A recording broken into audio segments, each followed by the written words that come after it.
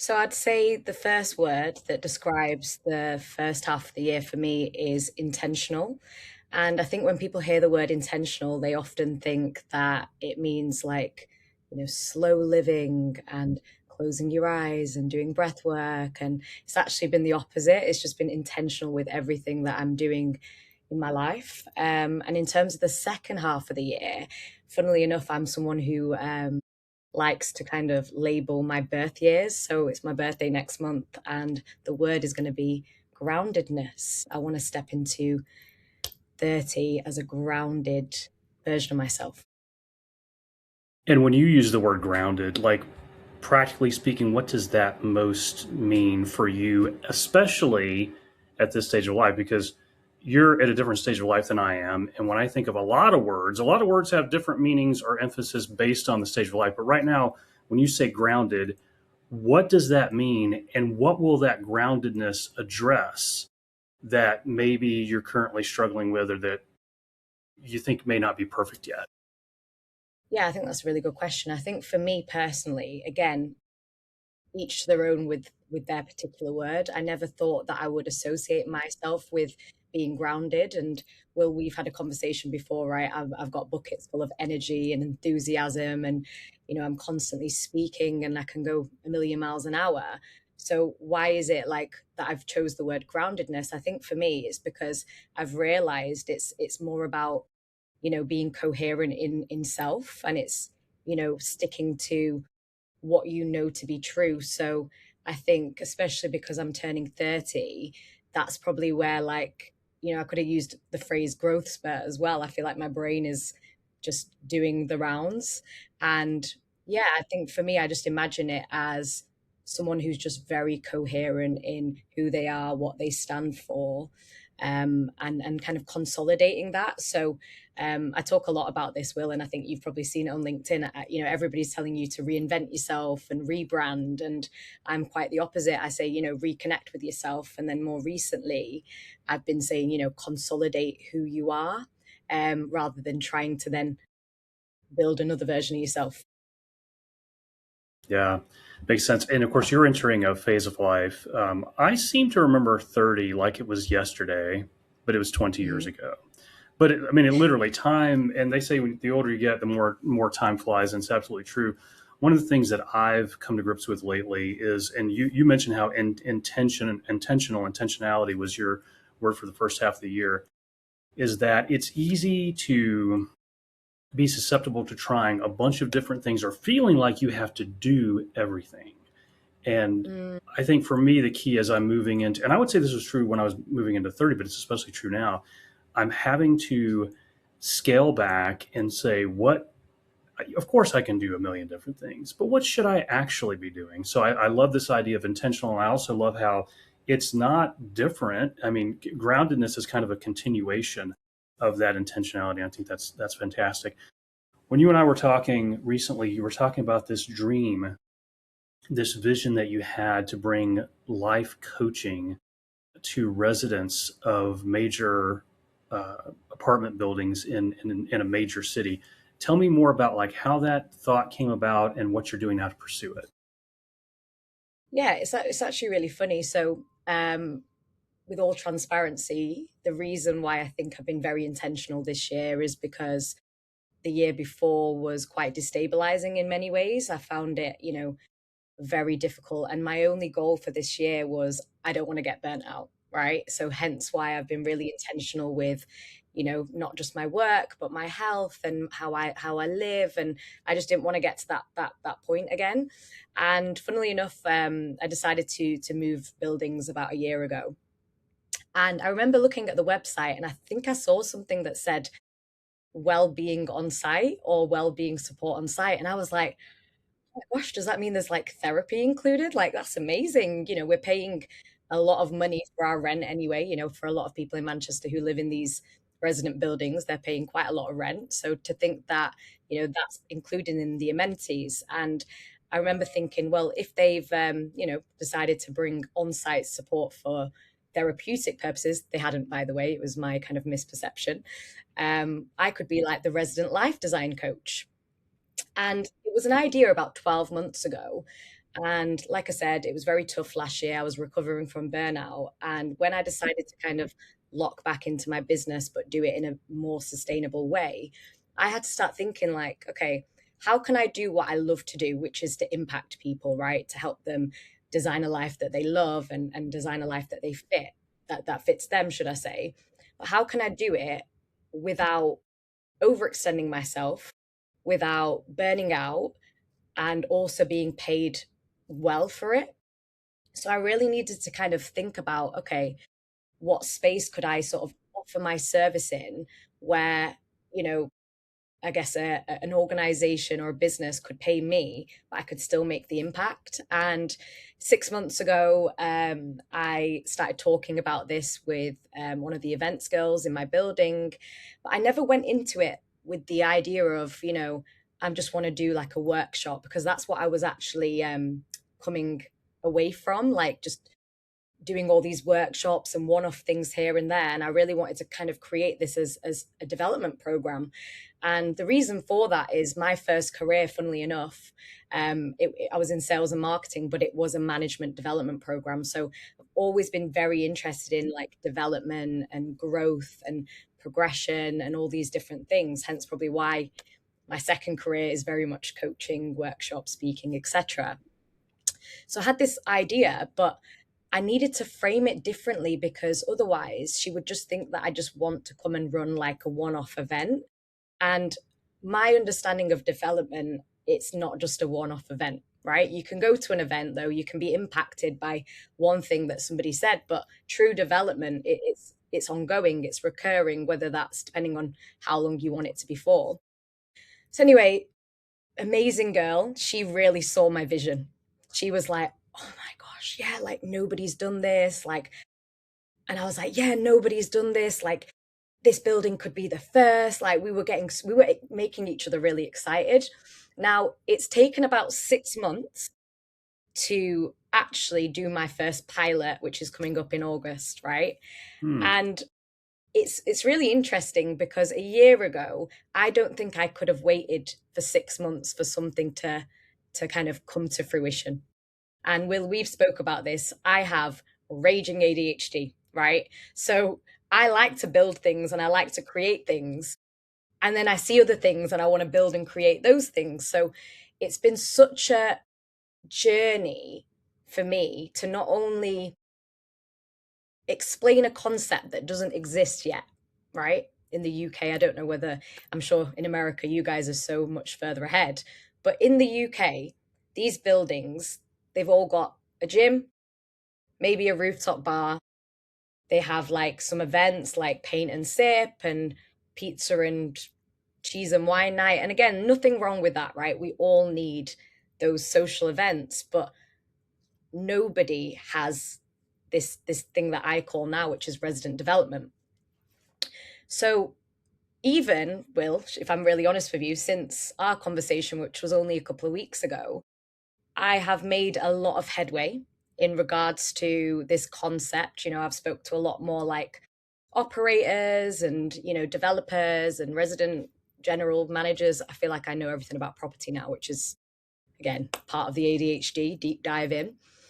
And why it's been such an amazing time is because it really feels like I'm reinventing the wheel, right? But I do believe the future belongs to the people that do things differently and like kind of um, quite interdisciplinary in their approach. But whilst I've been trying to promote this resident development program, it's been the most developmental thing for me in my career, like tenfold. Like, I'm going to be really real, because that's what I said I was going to do. A year ago, Will, I don't think I had a commercial bone in my body. Hmm. Yesterday, I sent my first six-figure proposal to a company, Hmm. right? And funnily enough, that wasn't even just about the residents and their development. Because I've been so deep into this space, I realized that where's the development, where's the support, where's the training for resident facing teams? So it's been interesting. and it's been exciting and it's been scary and it's been all the different feelings. But yeah, I think it's been pretty incredible. And I do think, God willing, this will be the start of something really special. Yeah. And so you're saying that what you're proposing now is really the first long term, beyond the one to one coaching, it really is, hey, I want to be your wellness leader, teacher, coach for your residents, and you're going to pay me almost like an employee, but not exactly to do that. What did it take? Because obviously you had done a lot of, I'm sure, one to one coaching and one off workshops before you got to this point. Hmm. How different do you have to approach your everyday life to get to the point where you're Hmm. like, wow, I'm actually going to submit a six-figure proposal for a long-term, um, training and wellness program. What had to change in you? And maybe it wasn't so much that you had to change or add. Maybe you just had to peel some things back or stop chasing certain things. Like, are you finding that as you're going after bigger things, that you're actually chasing less of all of the other lesser things? Do you know what's really funny about it? And again, my answer, if you'd asked me a couple of weeks ago till now, my answer would have been quite different. But I guess just to answer, I guess, the first question, right? Because again, my brain ecosystems, I've got about seven different strands here. The first thing is there was definitely an internal shift, right? And I think it's really difficult sometimes because on social media, on LinkedIn, in the kind of coaching industry, in the kind of speaking industry, in business in general, everyone talks about, 5K months, 10K months, 15K months. And I'll be real with you, in the last 3 years, independently going off, doing my coaching, doing my workshops, doing bits here and there, I've never actually had that stability. I've never had that. And I don't know whether that was because, not because it's not sustainable. I think I just didn't know how to value myself. So my biggest kind of real task since last year, literally like this time last year, was to start with valuing myself. And that's not even can't even say it, monetarily, right? It's actually sitting back and being like, what is it that I do that I'm offering to people as a service, right? Because it's not a traditional 60-minute life coaching session where I just ask questions, right? And I know we're going to talk a little bit about my assessment in a bit, right? Which was very revealing because it actually, you'd think that it says, well, you're actually not, you're very low on the coaching scale, right? So it was a lot of really valuing me as a person. And funnily enough, one of the reasons that I got very burnt out last year was that, like, I just didn't put value on my time. I didn't put value on what I bring. I didn't really understand because it kind of came very natural to me, right? So that was the biggest shift. But even 3 months ago, Will, I was on a panel and I'd been asked to talk to some freelancers. And I'd said on the panel, I said, my advice to the freelancers in the room is you need to start looking at yourself as a business owner, not a freelancer. And even though I was saying it, I still felt very uncomfortable to even ask for three figures, never mind six, Mm. right? So, what has changed in the last 3 weeks? Like 3 weeks, 3 months? The value, but also realizing that the same things that maybe I used to get frustrated at, like the fact that, like I mentioned, I've got ADHD and my brain's here, there, everywhere, whatever. Being able to harness that and be like, okay, well, what is it that I can do? So whether that's the pattern recognition, whether that's, you know, in short, I help people make sense of themselves. And that's really hard sometimes to promote in the sense of what does that even mean, right? People understand coaching, they understand mentorship, they understand guidance, they understand consulting. How do I communicate that I help people make sense of themselves? Oh, apologies. It's my mum trying to making she probably wants me to help her make sense of herself. I'm joking. Um how do I communicate that? Oh, bear with. Sorry, I'm just gonna turn this. I just turned this on do not disturb. So yeah, just getting very clear on what I, Devika Kapoor, can offer. Yeah, makes a lot of sense. And you mentioned several times already the ADHD, and I have discovered that as it's actually gotten worse for me as I've gotten older. It hasn't gotten better. And what I Mm-hmm. mean by it's gotten worse, it's gotten more pronounced. And there are certain patterns, habits, behaviors, or even work that I do that people want me to do for them that will exacerbate some of those ADHD qualities, which are more destructive. And so I sometimes Mm-hmm. find, and this is another thing I've noticed too, and you probably noticed this as well, that people that tend to be on the surface, on the outside, very successful, can develop a really bad habit of getting, or can get into the habit, I should say, of using people. And so as they work with people, they're thinking, well, how much can I extract out of that person before they just Mm-hmm. drop dead? And they have no qualms about it. They will literally use to the point where it becomes very unhealthy for the other person. I've noticed that as I've put myself into those situations, not always intentionally, but I kind of know what's going on while it's going on. I have noticed that it creates, again, more pronounced qualities of the ADHD. And I have a friend who is a pastor and a speaker. His name is Clay Scroggins, and he had a sermon series that I got to sit through several years ago called Mind Traps, and it's a sermon series that he wrote. And I went for several of the weeks, but for week one, it's like, hey, today we're going to explore the mind trap of the all or nothing mind trap. And I thought, my goodness, that's exactly me. And when you talk about not having necessarily the developmental patience to look at what a perhaps this, like, again, 6 months, a year ago, you'd have been like, I see this is definitely an opportunity, this is interesting, but this requires so much more than just selling a 3 or 5 figure workshop, right? This is a 6 figure thing. This is huge. I've had to endure some similar things where I've had some 6 figure training opportunities, again, very lucrative, and I realized, oh, that's going to take 6 or 7 months of development time. Like, that's the minimum. Like, nobody gets it shorter than that. I'm thinking, how am I going to do that? Because for me, if I don't have it now, I don't want. And so I know that's not just an ADHD thing; it's also being a very impatient person thing, which I am. But I have found that if I can't see it and have it all right now, should I even bother taking the next step? Because what if there's another step after that? What if there's another step? And I've also had this uh,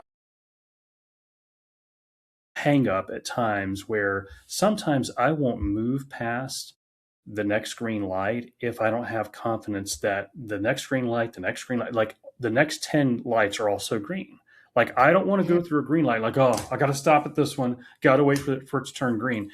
And so I do wonder, have you had a similar experience where you get easily frustrated with having to stop and pause, reflect, wait for other people to get back to you, wait for something to take 6 months? And you're like, why should this take 6 months? This should just take six minutes. Like, do you have similar frustrations? Absolutely. I think it's really again a complete new thing for me to sit there and stick at the same thing. And the irony of that as well, by the way. So, I'd mentioned that I'd created a program for residents, right? And probably a couple of weeks ago, because I'm so in the kind of research about property as a whole, I started to see, okay, there's training needs for the teams and all of that.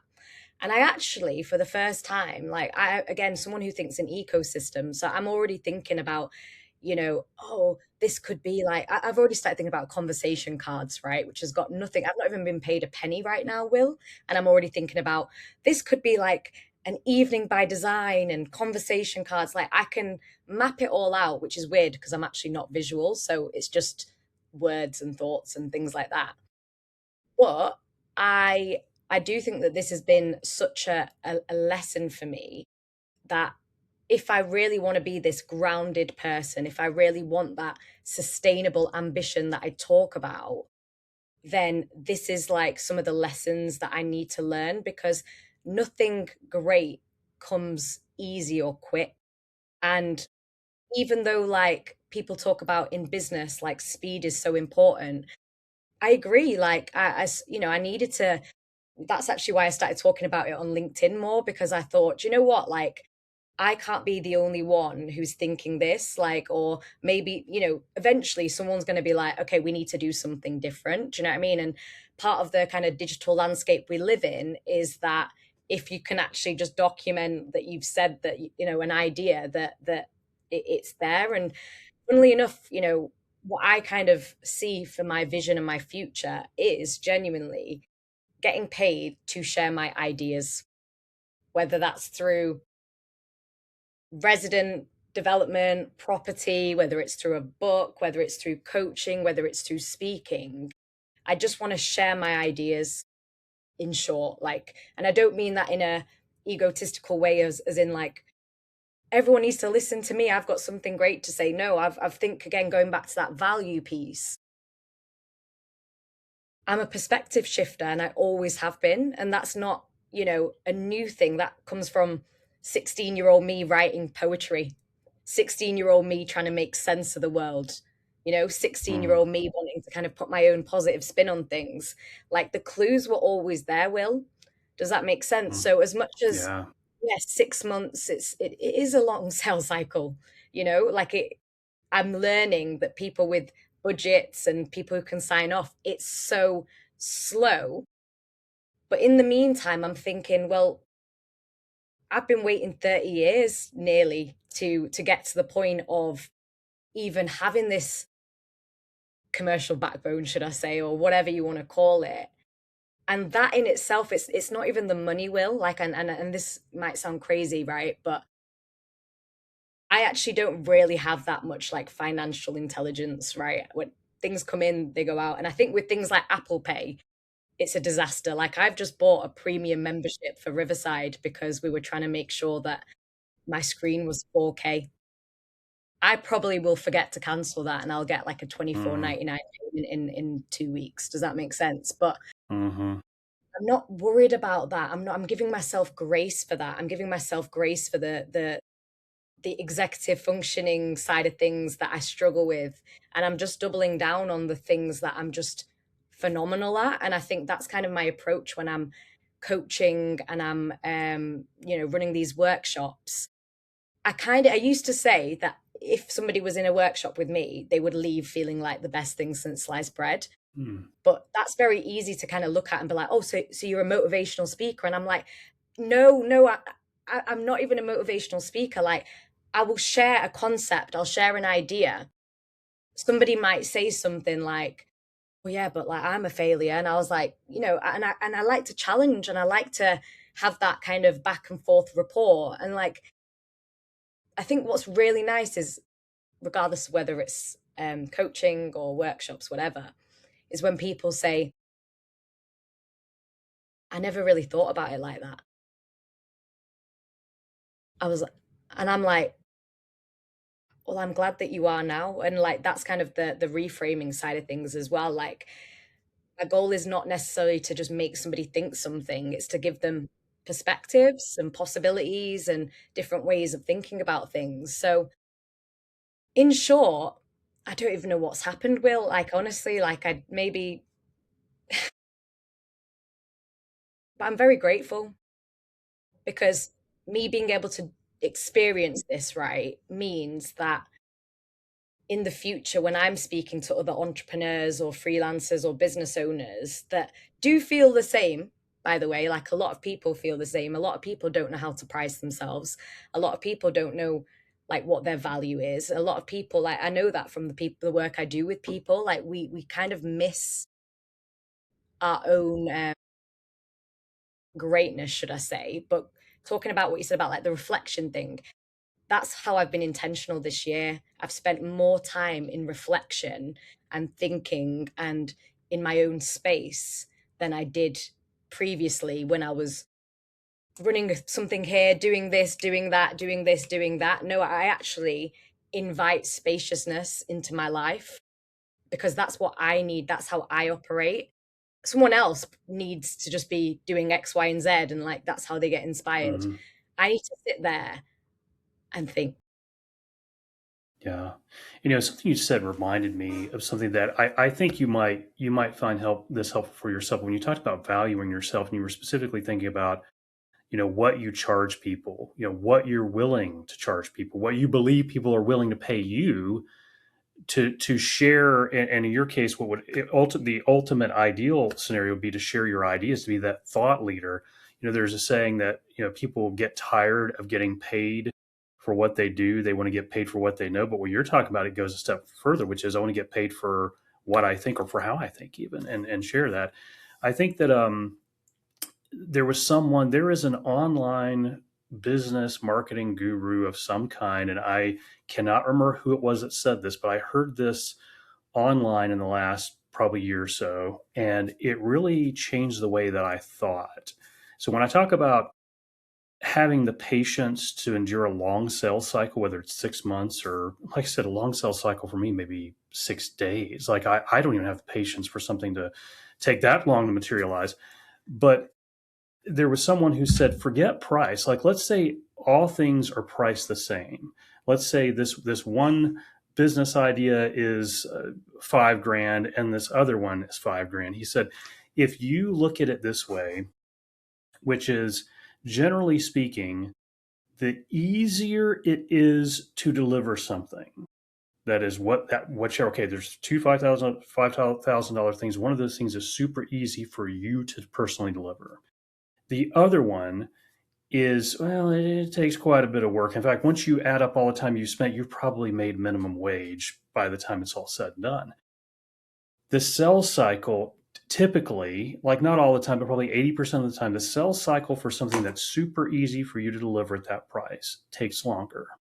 The thing that is harder to deliver, that requires more of you, is an easier sell. So when we think in terms of, again, my signature influence model, which looks at how are people wired to guide others, is it through coaching, speaking, training, or entrepreneurship? There is one thing that people get paid to do that can kind of cross into several of those areas, especially the entrepreneur side of things, but sometimes even coaching. But that's consulting. And so I will say that Mhm, for the last 7, 8, gosh, going on 9 years now, because I've not been anyone's employee for the last 9 years. I have been mhm, completely independent. I've done a variety of coaching, speaking, training, and consulting. And what I can say is that the easier it has been to sell consulting, like, hey, I just sold a 7,500 a month for 3 months or a year, whatever, consulting uh, program, or not program, but a consulting period. It never fails. The easier it has been to sell that, the harder it is to deliver, because they want everything. They're willing to pay you because they want everything custom. They want more of your time than mhm, you're really willing to give.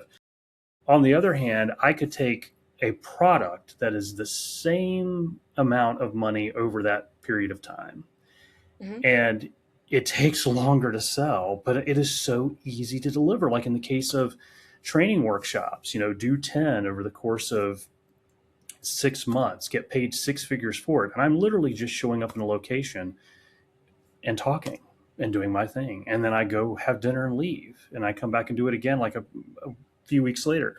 So that's really stuck with me. So I think oftentimes we get so stuck in the mode of, how much am I charging? Am I charging what I'm worth? And then we're hoping we get instant decisions. Sometimes it's better to say, what do I really bring to the world that is high impact? It really mhm, adds value to the people that I'm delivering this to. And it makes me full of joy and energy. I'm good at it. I could do it in my sleep. I should do more of mhm, that, even if it means having more conversations, having more follow up, even if it takes longer to sell. In the end, it's worth mhm, it, because I'm telling you, and I'm telling you now, because again, you're a couple of decades behind me, and you may have some of these opportunities arise, but the consulting thing is really a trap. It really is, because it's relatively easy to sell, but once you're like, hey, I'm your consultant, I'll help you with this. they will try to extract every ounce of energy. And Mhm. it's just that's where the emotional vampires tend to come from. So I just want to kind of mention that. But speaking of signature influence, again, you took the quiz. It's only 12 questions. It takes a couple minutes total to take. Mhm. And not surprisingly, you actually ended up with my exact same profile, which is, when I say exact, it's the same combination or hybrid archetype of speaker and trainer. You scored, I believe, 50% speaker, 33% trainer. And yes, your coaching and your entrepreneurship were low. But as I had someone tell me recently, one of the reasons why they love coaching, but they scored higher as a trainer and they seek more training opportunities because they're able to do coaching in a small group setting as opposed to one on one. So it's not really that coaching's not that you're not wired to coach. It's just when it comes to fulfilling that coaching, it probably Mhm. takes place best in speaking and training opportunities. What did you find when you took the quiz? I mean, was it relatively easy to take? Number one, and then number two, what insights did it provide that reinforced what you already knew, or maybe awakened a new sense of something different that you didn't know before going into it?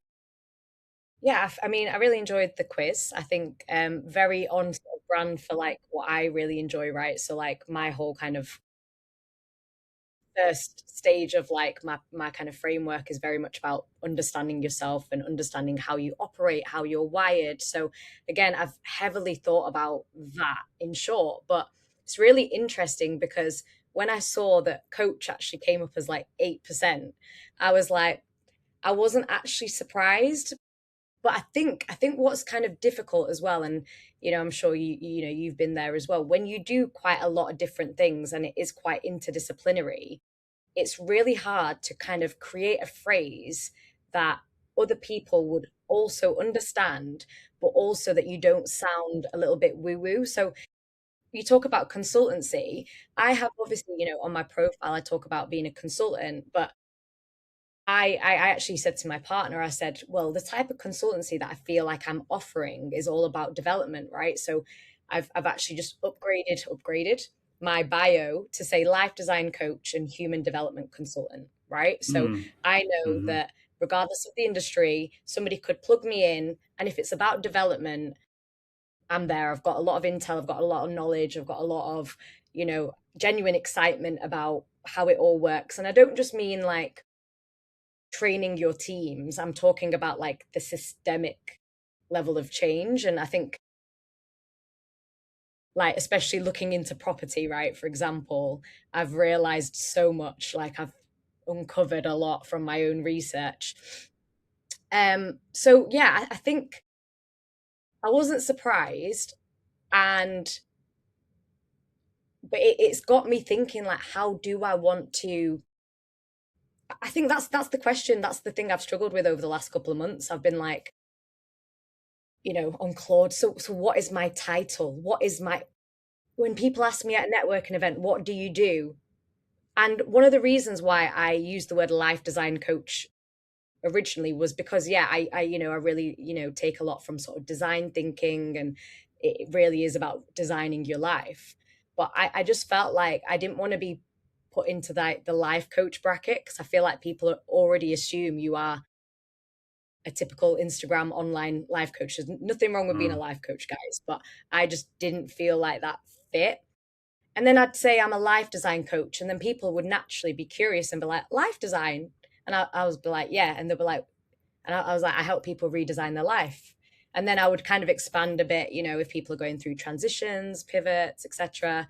But then I'd be like, but I also do workshops and I speak and I've got a podcast. Like I just felt like it just felt very like labor intensive to explain what I do. And I think that's the trickiest part. Like I borrow things from each kind of sector. Do you know what I mean? So when I'm Hmm. coaching somebody, because I have been self-employed all my life, there's certain things that maybe I can kind of recognize in terms of the stage they're in. I do a lot of work with freelancers, a lot of work with entrepreneurs, right? So it's really difficult to not just like sit there and just ask the questions, because the person that's coming to me wants to obviously move forward, right? They're not just there for I'm trying to say a good phrase that's not a UK phrase, but they're not there for the banter. They're Mm. not paying money. They're Yeah. not seeking help just to like answer questions. But that's to say, I do ask questions. I do ask, but I ask very particular questions. So going back to like what I love to do, which is I want to get paid for my philosophy. I ask them what their philosophy is. I get really Mm. deep very early on to figure out what they actually want from life. And I know that sounds like a really big question, but I'll be honest with you, within the first 10 minutes, it's very evident and it's very obvious. And that might not be the thing that they want to do forever, their like 10-year goal or whatever, but it's not about their 10-year goal. It's about right now, they've decided to get on a call with me, whether that's like a discovery call as well. And it's very evident in the first like couple of minutes what the deeper thing is. Does that make sense? As in, like, they might come on, oh, I think I just need to like quit my job and da da da da. And then we talk for like 10 minutes and we realize that this thing happened, which did X, Y, and Z. And then we talk, does that make sense? So, Yeah. yeah, I mean, it's validated that I'm not just a coach, and I never, Mm. yeah, and What it's is ironic. your, I mean, Go on, sorry. I was just gonna say, what is your, generally speaking, what does your funnel look like when people, is the first thing, when people become aware of you and what you do, is it because they come to you for your assessment? Do they take it? Does that lead to a discovery call? Does that lead to a conversation? And then does that lead to, yes, I want to work with you. Let me pay you money to work with you? Because what I have found is, generally speaking, whether it's coaching, speaking, training, and obviously speaking has some nuances there that are a little bit different than this training and coaching, but Mhm. they all have one thing in common. They all have conversations in common, which is the more conversations you have with people, the more coaching, speaking, training business you're going to end up having, the more engagements you're going to have. So, what does that look like for you? Like, how are you able to get like it could be your assessment, or maybe it's not. Maybe you're like, oh no, I've already talked to people before they've even taken the assessment. What comes first in that order that leads you to those conversations where people say, please coach me, or please come train my my group? Will, this is actually a really interesting question because, again, you're probably going to be so surprised by my response. I struggled so much to commercially put a number on my coaching, and because I had this tendency to discount and overextend and really uncomfortable talking about money a year ago, like disgustingly uncomfortable. I would post a lot of content about being a coach. I would post a lot of content about, a speaking thing that I did. But I realized from last year till now, I was posting, but I wasn't posting to convert because secretly I didn't want somebody to book a call because I knew how uncomfortable that money conversation would be. I didn't have any doubt in my mind that I could help them, and this is not to say I can help everyone, because I think that's another thing as well, and you have to be very careful when you go into these spaces as a coach, a therapist, or, someone who guides, to understand where that need to help comes from. So that was another thing, right? So I'll Hmm. be honest, like, I think a year ago I loved helping people. I've always loved helping people, but I do think it was quite compulsive. Like, I felt like there was this compulsive need to help, and I want to help and I want to add value. So when I say that I've had to really dismantle not only why I want to help people, but also challenge myself and say, so why am I posting so much content? Why am I just posting and posting?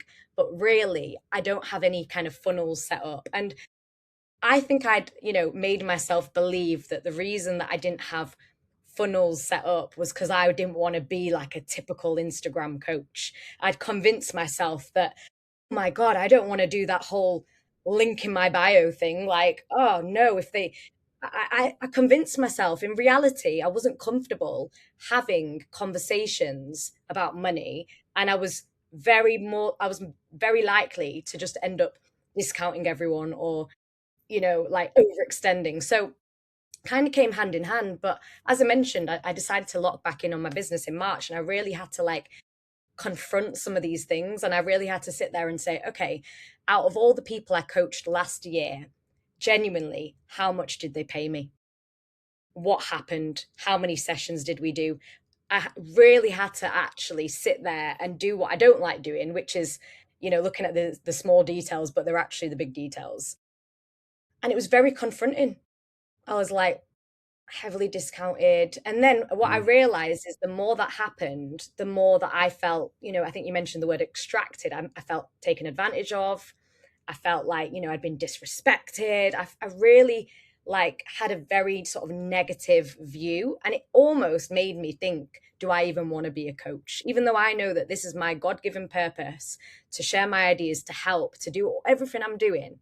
Right. And more specifically, I've learned it's to help people stop overriding themselves, which is ironic because that's what I was doing. I was overriding myself. I Hmm. was, it's so uncomfortable. I'm going to do it. So those two things were very, very clear. And I'm going to be even really honest with you, really honest with you. Once I started to realize that these were some of my challenges and this is what was happening, I had to really like kind of re-look at my business and be like, okay, well, I don't want to be kind of a funnily type coach because I'm not that type of coach. But I also need to kind of obviously bring people in. Otherwise, why am I doing this? Although it doesn't make sense. I need to be paid for my work. Otherwise, I'm going to end up in the same situation. And then I started to realize, like, what is it that I've always liked to do? And when it comes to content, and you've seen like, one of my videos actually went viral on LinkedIn, funnily enough. And it was a video of me speaking at a workshop, but it was just my idea. It was an idea. It was the idea of you don't need to reinvent yourself.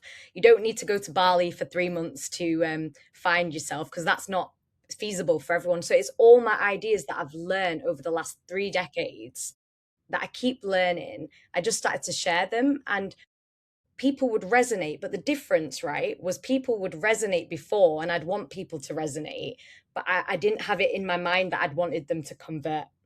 Whereas now I'm very intentional with, okay, I have some incredible ideas. And when I share them in a very sort of direct way and contribute and like, I've started Substack recently. I've just been literally just writing on Substack because that is my natural way of communicating. It's always been words and writing and concepts. So whether it's through speaking, workshop, it doesn't matter. I just need to keep putting my body of work out there. And funnily enough, I had like 7 sales calls in a month.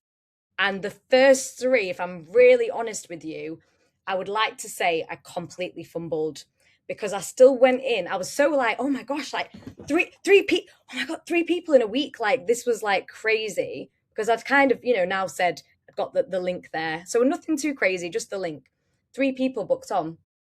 2 of them booked on because they'd seen me at a workshop talk, right? So again, me, being enthusiastic, sharing my ideas, those people were like, I want to get one-to-one coaching with her. Mm. But then the issue with that was the workshops that I did, they didn't pay any money for those workshops. They were kind of funded by whoever I, did them for.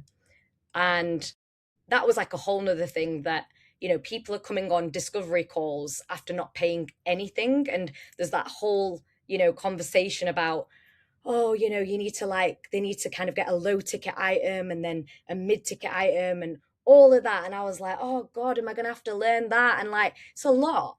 But 3 people came on the call and I fumbled them. And when I say I fumbled them, it was because I was still very concerned that I was going to be taken advantage of. So instead of doing what I do best, which is meet people where they're at, diagnose what's going on and offer a solution, literally, I guess it is a bit of consultancy there, right? Diagnose, solution. I I heard them out, but after kind of however, many minutes, and it's funny because I actually had like recorded like what I was saying personally, so I could kind of see what was going on for me. I just went, yeah, I think so what I can do is like this 3 month package and it's 3 months and we're gonna have 90 minutes and like just kind of started saying it and I was like, so it's going to be like £1,500 and you could see their face being like after those 3 calls, I literally was like, oh my gosh, what's wrong with me? Like, I don't understand. Like, why is it so difficult? This was all by, this was in like May, right? Then I had like 3 more sales calls. And I told myself, I went, stop telling yourself what everybody tells you to do. Everyone Mm. says have your signature package and your offer and your this and your that, and I was putting so much pressure on that I stopped doing what I know how to do, which is meet people where they're at. So then I decided to do the next 3 sales calls. And my only kind of thought to myself was stop thinking about what you're going to put them on, whether it's this package or that package, just meet them where they're at. And it was really funny because then the next call that I had, I was like, he actually needs the signature package. Like, respectfully, if I'm actually to do my due diligence, this is not a three Mm. session job. This is a 3 month program, and I'm already like creating the plan in my head. Does that make sense? Of I could connect with this person, and you said this, so I'm already creating the plan. And I was like, oh, for goodness sake. But because I was so going in with such a, I'm going to give you the solution to your diagnostic where you're at, I just said it. And he was like, hmm. And he was thinking, and I was like, I just said it. But I felt so confident with not the price, absolutely not. The that I'd met him where he was at, that I was myself, that we were bouncing, that we were talking. And I said, look, I have other packages as well, but if I'm really honest with you, I feel like I could do this package. I would just make it very bespoke to you and your situation. So if you don't mind, I'll actually take some time, create a bespoke version and send it to you. And he was like, to be honest, yeah, if I'm going to go ahead with it, I probably like the bespoke version anyway. And I was like, all right, okay, cool. Do you know what I mean? And then there's obviously been more calls since then. And these conversations, again, it's not about the price. It's not about, oh my God, because like the next person, I was like, you don't need the 3 month program. You need 3 sessions really, because you need a chance to just soundboard and, kind of move ideas around. Like you're not in the position to, you don't need that. Like you don't really need that. I could gauge that. And if you do and you want to get to that, we can talk about it. And I'm saying all of this because 2, 3 months ago, Will, and you might be like, Devika, I did not get that impression from you. I did not get the impression, the way you talk and the way you know, speak. And that's not to say genuinely that that's false. My work and my ideas and my beliefs, they're so true. I just had some development things that I needed to work on personally, because we're always evolving, we're always transitioning, we're always going through our own development process. And as a coach, as a speaker, as a trainer, as a whatever you want to call me, Will, the reason I believe people want to work with me is because they know that I will be honest. Sometimes too honest, Will. And, that's a whole other situation. I had to work on that part as well. I had to say, look, I don't need to tell everybody I'm burnt out in the Mm. room. But I could turn around and say, look, guys, 6 months ago, I was really burnt out. And off the back of it, I created this framework that I think has been super life changing. And I really believe that, if you guys, and again, get them to do it in the way that they want. I don't say there's one perfect way of doing it. Like, you know, people can build on other people's work. Does that make sense? So create something really simple for them to understand, like synthesize the craziness that goes on in my brain, say, look, this is a framework. And then they have their own insights and they have their own revelations, and they say, yeah, you know, but I do this, and is that bad? And I'm like, there's no one size fits all. It's not about whether it's bad or it's good. It's whether, does this serve you? Does this work with your personal operating system? So going back to your framework, Will, I love it because it gives people a starting point, and again, it gives them another version of, let me understand this part about myself. Does that make sense? I love it.